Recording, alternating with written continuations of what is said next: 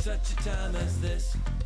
And welcome back to For Such a Time as This, the place where there is no such thing as a silent witness. Have a special guest on the video today, Jay, and we'll bring him in just a little while. But before we do that, as always, want to encourage you, would like to encourage you to go to our webpage, for such a time as this .today, for such a time as this .today, not .com, not .org, .today. It is there where you will always be able to find our newest material on our website as Big Brother continues to squeeze the conservative and Christian voices. Well, without further ado, we've seen him before. He's been on here before. He holds 9 PhDs in blackology from 9 different universities around the world. Pastor Jay Thompson, welcome to the show again, Jay. As always, it is good to be here. I'm excited for our topic today.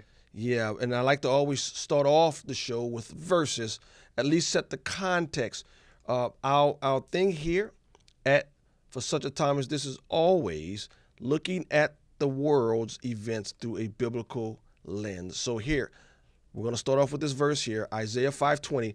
Woe unto them that call evil good and good evil, that put darkness for light and light for darkness, that put bitter for sweet and sweet for bitter. Woe unto them called good evil and evil good.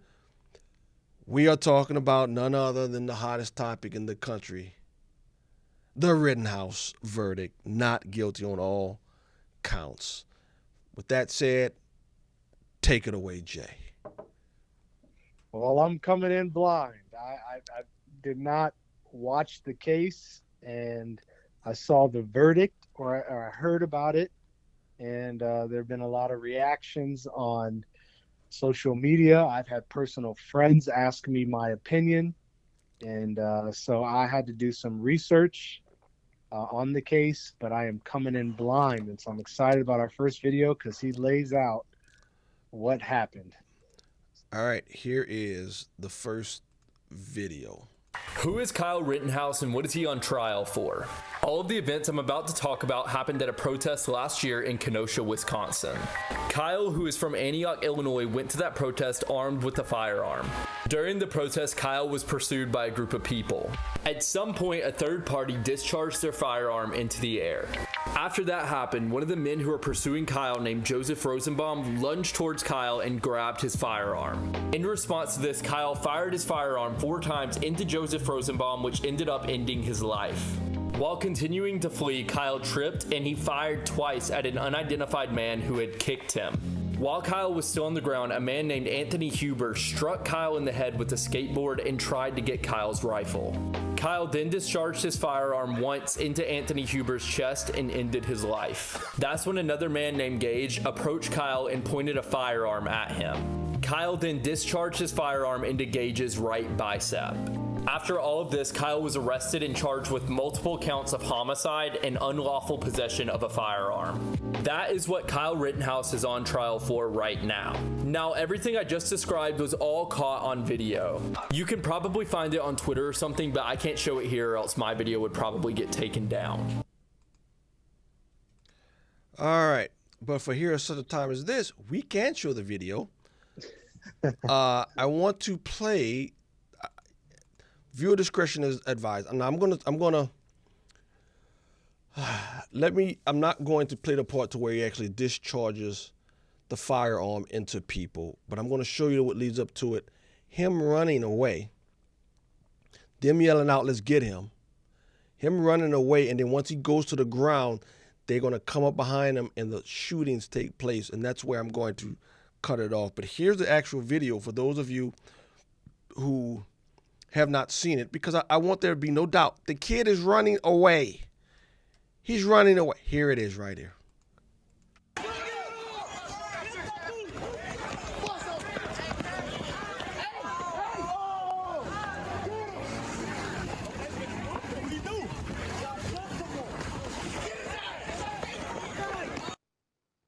All right, he goes down, and then they're standing over him, and that's when he discharges the weapon.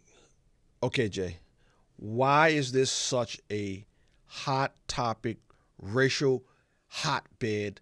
Why do a lot of black Americans think that, once again, this case in which a white dude shoots 3 other white dudes, why is this case now proof of critical race theory and systemic racism? Well, I think what we're forgetting is that all this happened because of a protest. It was something happened in Wisconsin, which actually I can't remember It was now. Jacob Blake. They shot Jacob Blake.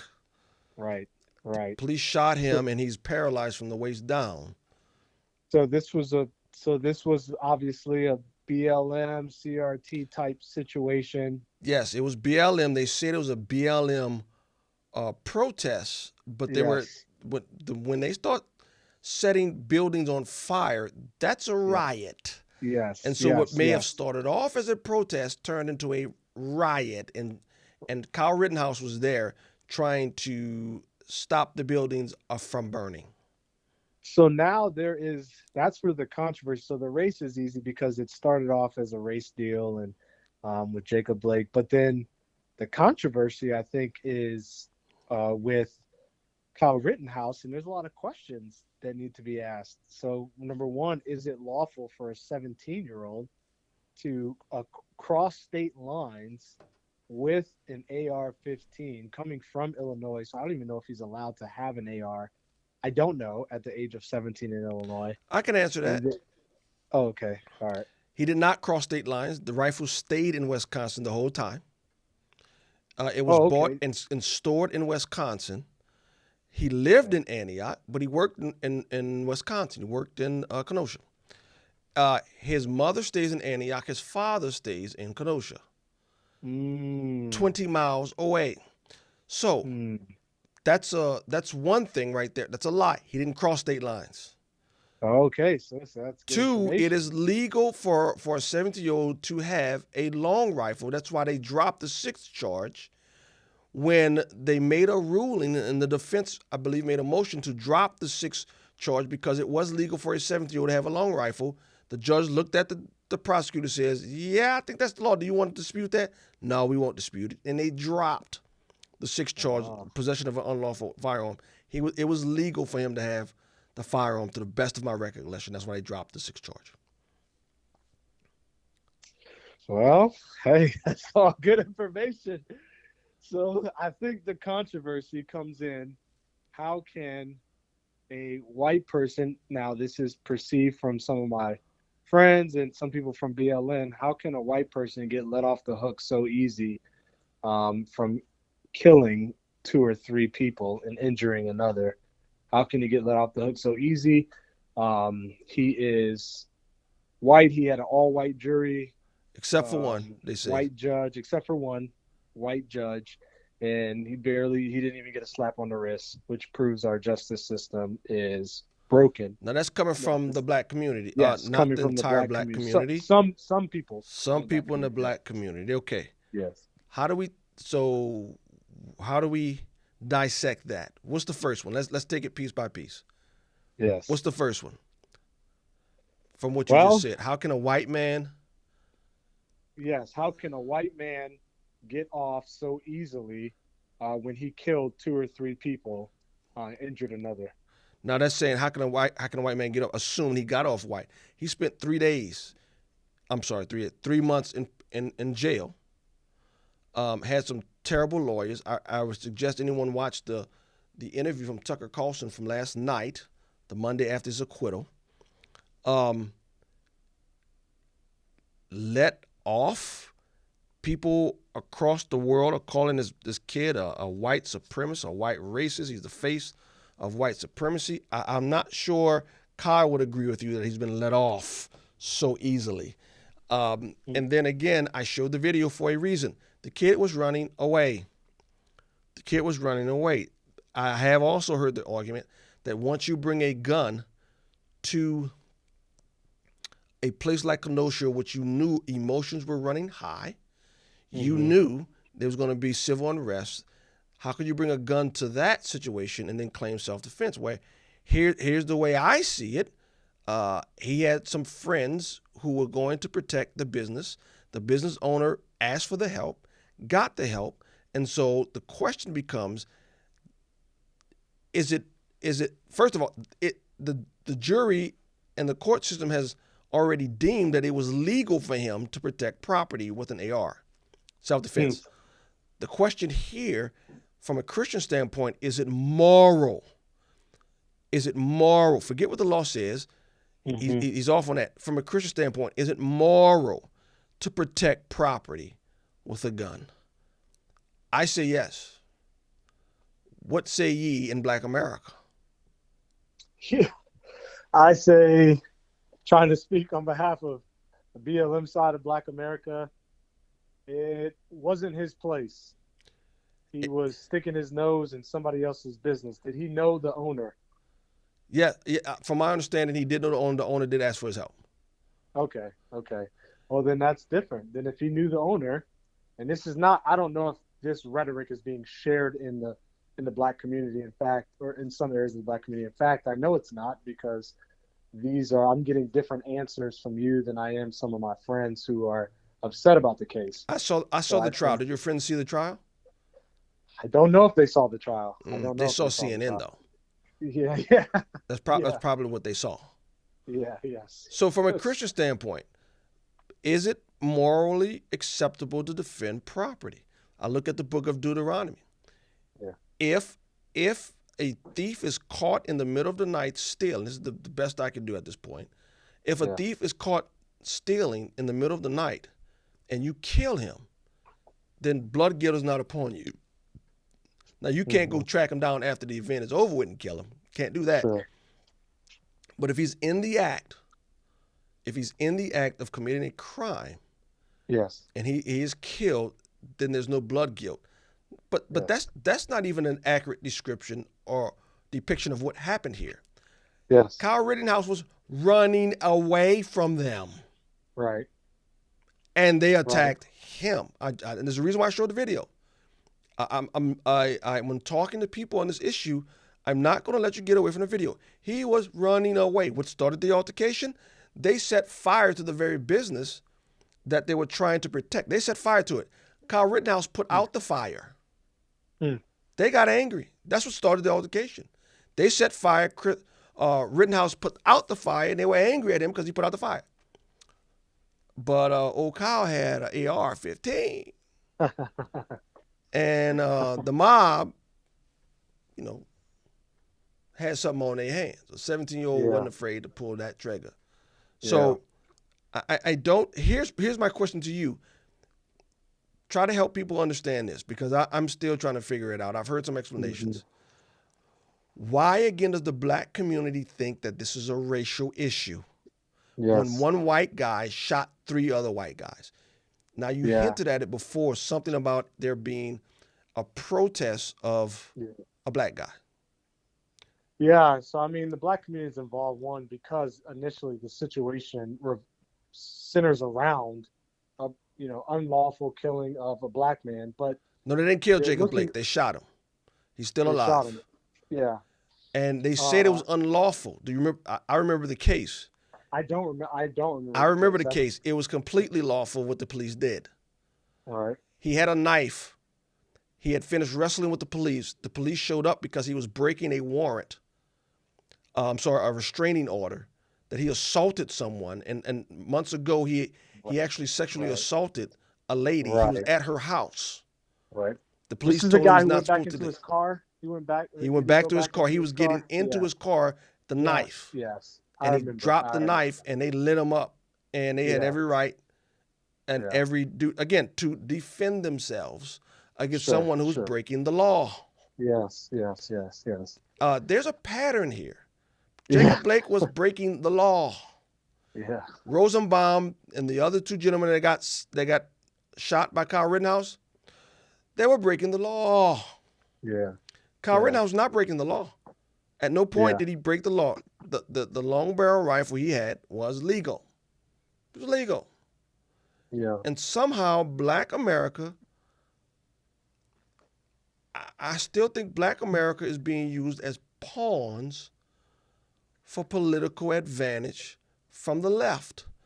I And this 100% agree with that. and look at this second. Here's the second clip that we have here. And they're showing us the how can I say this? The absurdity of the actual trial of Kyle Rittenhouse. It's a small clip, but here's the prosecutor is trying to hammer away at the defense. With him 30 feet ahead of you, running away from you, at that point you pull your firearm and begin to chase him, correct? No. You don't begin to chase him? Nope. No, I do not.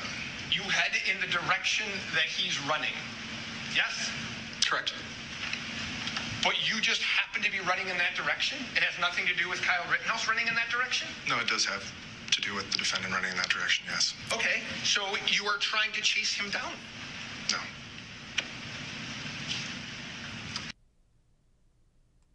No. Unbelievable. Now, that was the glad I didn't watch it. defense cross-examining a prosecution witness. That was the guy in which Rittenhouse destroyed his bicep, the third guy that he shot. Yes. I have no words. I don't understand what he was doing or why he was not understanding the difference between running understood. after Kyle and chasing him. I don't. Yeah, yeah. don't get I don't understand. I'm glad I didn't watch it. Yeah. The trial and what the prosecution was and that witness right there. Mm-hmm. It was a clown show. It was a joke. Mm. Charges should have never been brought against the kid, and that's the type of foolishness you get. Now, the next clip is I think it's safe to say that this young lady, who's a rap artist, I'm assuming, she speaks for a large portion of the Black community. Mm-hmm. Follow the logic of why they a lot in the Black community are upset. And here for such a time as this, we try to give both sides. Here's their reasoning. Blacks who are upset over the Kyle Rittenhouse case. White tears equal no years. No years. Just cry if you wanna get by. Get by. This boy murdered 2 protesters, so he's a whole hero in their eyes. A brave young man. Yup, sounds about white. The truth ain't in them. Hope you're not surprised no more when snakes show you they venom. The comparisons I ain't gotta mention. Y'all know the outcome if he was black, but we'll eat mac and cheese Thursday, praise the Lord Sunday like we numb to that. All white jury except for one. That's not bias. Kyle looking just like they sons. It's the science, and somehow y'all made LeBron a villain for calling out BS. Like, wow, you're really sociopaths. Get help. P.S. The people waking up cause them double standards really doubling. Yeah. The people done had enough. The fed up levels really bubbling. Yeah. The system was set up by races big as these people grandpas. Rittenhouse is their hero. He killed people fighting for a black cause. Nigga lover get punished. Remember that's in they bylaws. Stop being shocked that they ain't changed. It's giving Santa Claus fairy tales. Let's build a nation. Stop depending on massa. Once we start loving ourselves, we'll get justice much faster.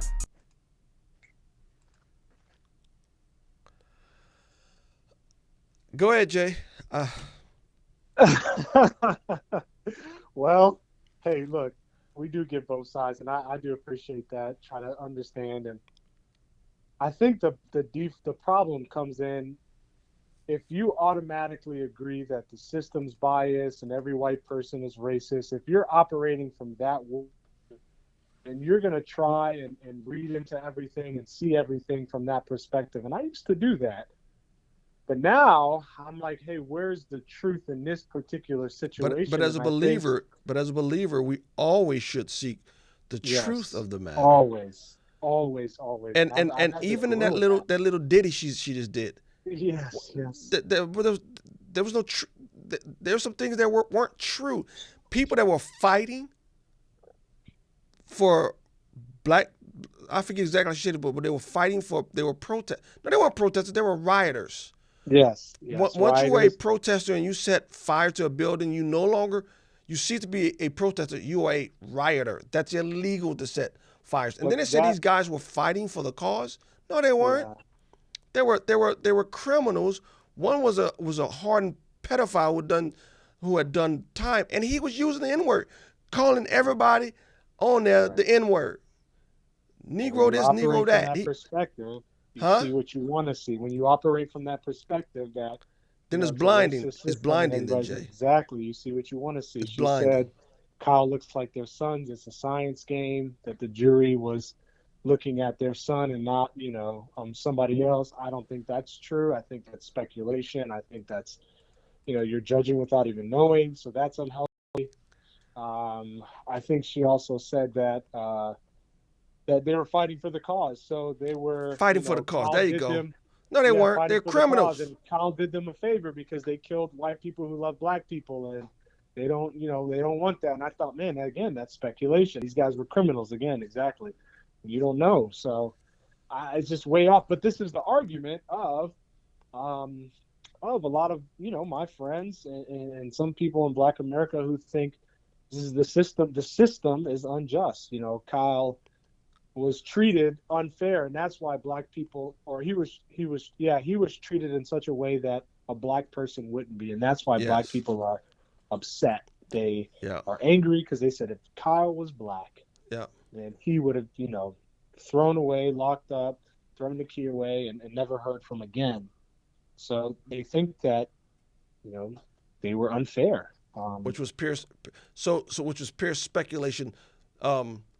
And again, the argument is this, that had Kyle been black, he would have gone in jail.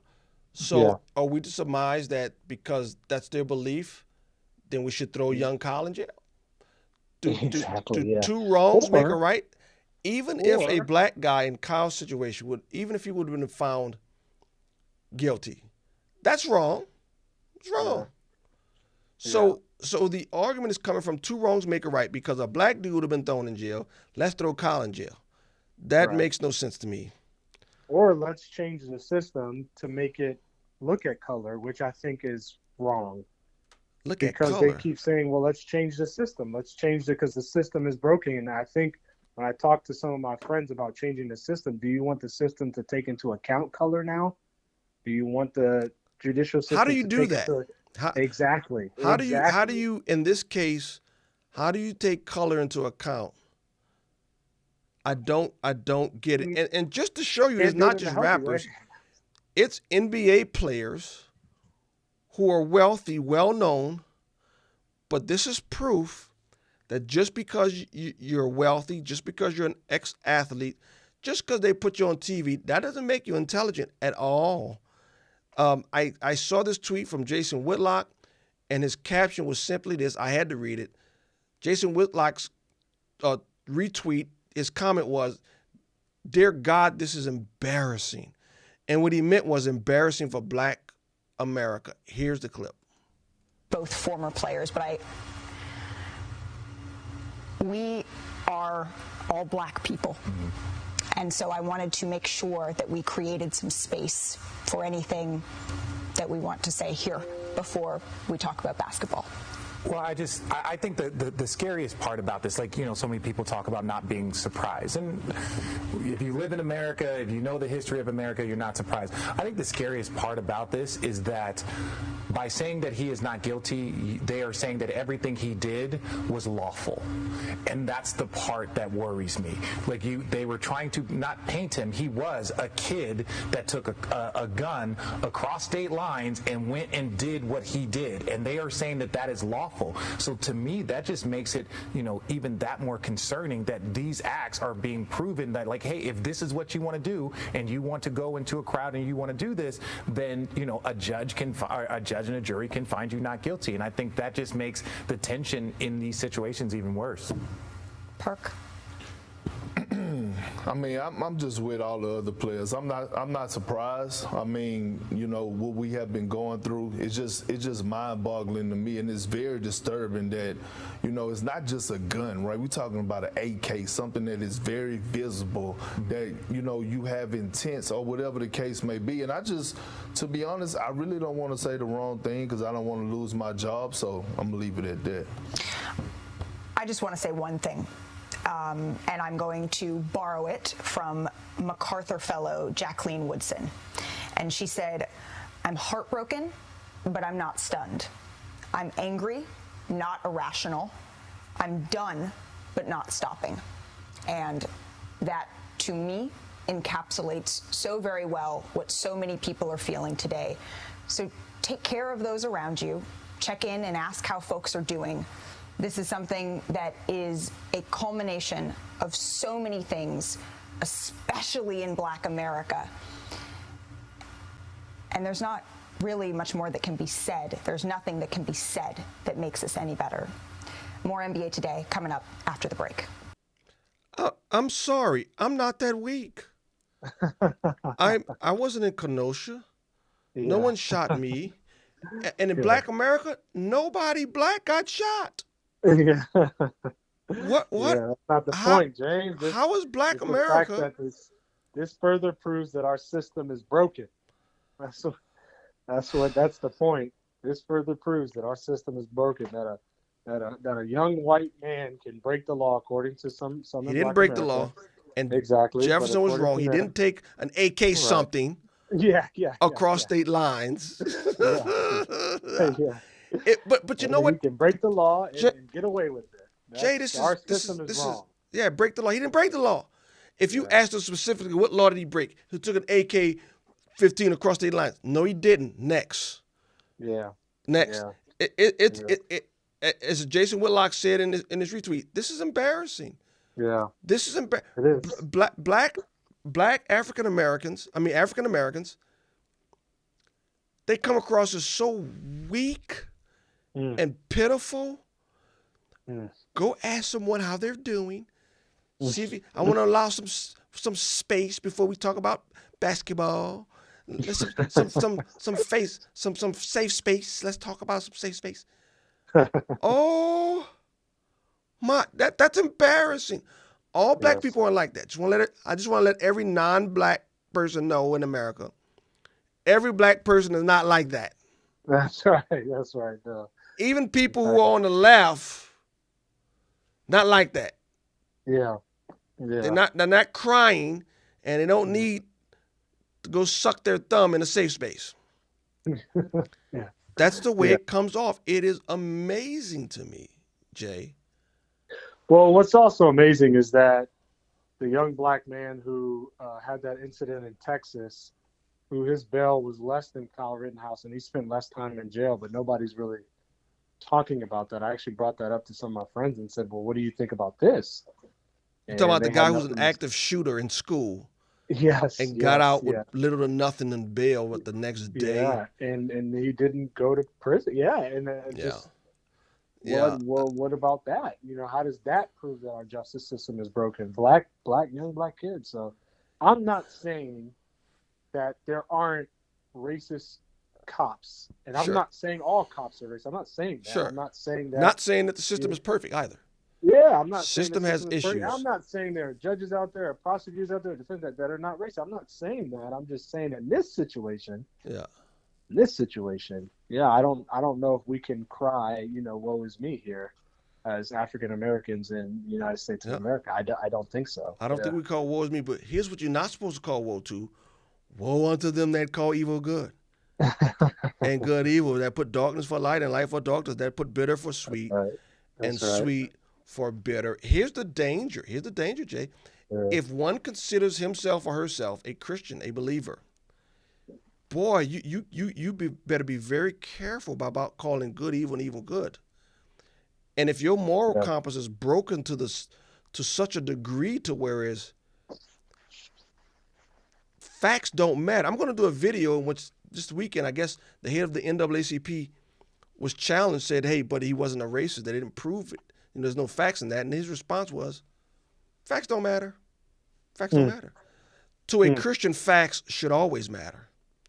Truth is how you live. It's not a commodity that you can pick up one day and put down when you're not happy with it. Truth is something you should always embrace, always, and live by. Okay? But this right here, this further shows me and my personal convictions, I could be wrong. My personal conviction is that the deluding spirit spoken of in Thessalonians is already here. Yeah. The world there's a mass delusion going on. Yes. And I think this is the time of the Antichrist. The Antichrist spoken of in Revelation is going to rise to power, I think, in our lifetime. I think soon. Because this is not normal stupidity. What we see going They on is were not in normal New stupidity. York. They were in New York recently protesting, shouting George Floyd. Did you see George that? Floyd. Yeah, they were shouting George Good old Floyd. George I thought, Floyd. why? What does he have to do with the Kyle Rittenhouse case? How is he being, lifted up? And look, I'm not saying, Kyle Rittenhouse is not my hero in the sense of I'm Correct. not saying He's not we my put hero him on a either. pedestal either, Yep. but in the situation of him being an example of an unjust system, I think that he went through trial. He had a jury. They looked at the facts of the case. And man, I mean, the guy came out not guilty. And I think, as you talked about before, man, he wasn't guilty in all that he did. Now, do I know Kyle's heart and why he went out there? No, I do not. I don't know. either. His I don't intent could pretend have been evil, but as far as actions are concerned, he was well within his rights to do that. Yep. And somebody asked him for help. So, I mean, who are we to, Yep. yeah, so that, Yep. that's how I look at that situation. But no, I don't think this proves that our system is broken, not this case. And I don't think that, I don't think it's a fair question to ask, well, what if he was black? Speculations are hard to answer, but We don't I know. don't think that's a fair question. And I don't think the response from Black America is appropriate. I don't think that. And you know what? I always wonder how much those NBAs and LeBrons and how much of the black community actually buys into that. Yeah. I could tell you just from my own personal life, I think more than 50% buy into it. Oh yeah, I'd say more than that. Yeah, I know way more than 50. Yeah. So I'm not saying every black person buys into it, but it's up there and it's sad. Yeah. But it's up there. All right, Jay. Thanks again. Yeah. For explaining to us Black America from a Christian standpoint. We got to do some more stuff on some other things pretty soon here. We do. All right. Thank you all for looking in for such a time as this, the place where there is no such thing as a silent witness, and the place where we will never call bitter sweet and sweet bitter. God bless.